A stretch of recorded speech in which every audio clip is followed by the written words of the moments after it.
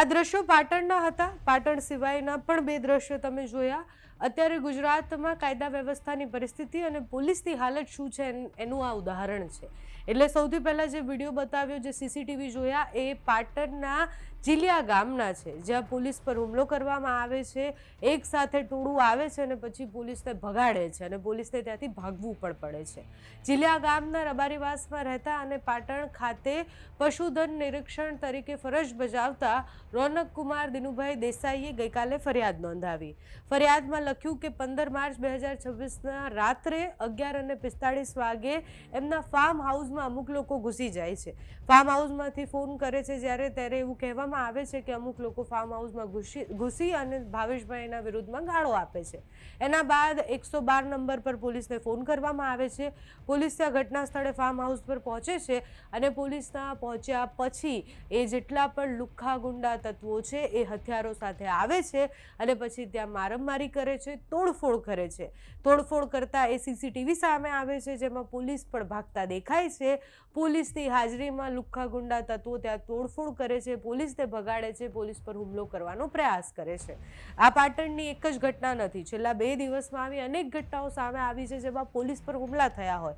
ભાવનગરથી પણ એવી જ ઘટના સામે આવી હતી, જેમાં ભાલ પાસે પોલીસ પર હુમલો થયો, જ્યારે પોલીસ જુગારના અડ્ડા ઉપર રેડ પાડવા જાય છે અને પછી પોલીસ કોન્સ્ટેબલ અને ડ્રાઈવર પર હુમલો કરવામાં આવે છે. વડોદરામાં પણ એવી ઘટના બની. નશામાં ધૂત એક કપલ હતા, એટલે એક પતિ પત્ની હતા, એમણે પોલીસ પર હુમલો કરવાનો પ્રયાસ કર્યો. ત્યારબાદ પોલીસે એમની માફી પણ મંગાવી. પણ તમે જુઓ સ્થિતિ કે પોલીસને ભાગવું પડે, પોલીસને ભગાડવામાં આવે, લુખ્ખા ગુંડા તત્વો એટલા બેફામ બની જાય કે પોલીસ ઉપર હુમલા કરતા થઈ જાય છે. જે પોલીસે સુરક્ષાનું ધ્યાન રાખવાનું છે, પોલીસ જ જ્યારે સુરક્ષિત ન હોય ત્યારે ઘણા બધા પ્રશ્ન કાયદા અને વ્યવસ્થાને લઈને થતા હોય છે.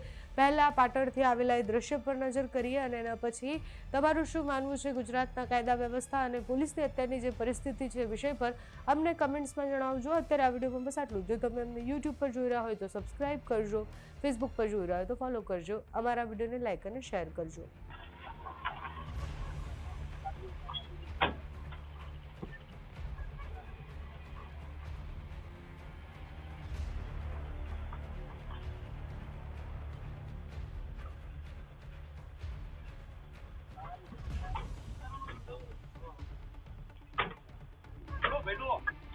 આ ગાડીઓ કઈ છે?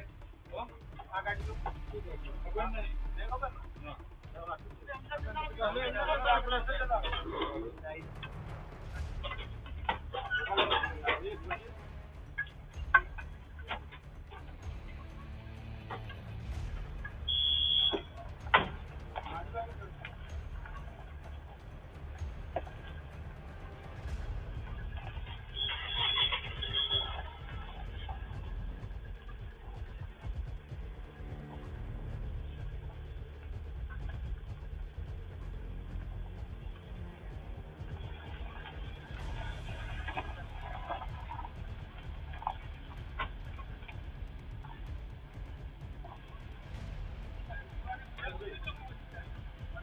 Thank you.